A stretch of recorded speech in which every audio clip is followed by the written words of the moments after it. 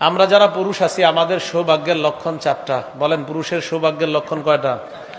ক্বালা রাসূলুল্লাহ সাল্লাল্লাহু আলাইহি ওয়াসাল্লাম, আল্লাহর নবী বলেন আরবাউন মিনাস সাআদা, চারটা লক্ষণ হলো সৌভাগ্যের লক্ষণ।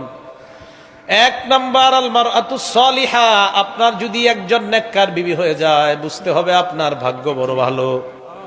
দুই নাম্বার আল মাসকানুল ওয়াসি, প্রশস্ত বাড়ি। এক নাম্বার নেককার নারী, দুই নাম্বার প্রশস্ত বাড়ি। তিন নাম্বার আল মারকাবুল হানি, একটা যানবাহন। এক নাম্বার নেককার নারী, দুই নাম্বার প্রশস্ত বাড়ি, তিন নাম্বার একটা ভালো আরামের গাড়ি। চার নাম্বার অল জারুস সালিহ, একজন নেককার প্রতিবেশী।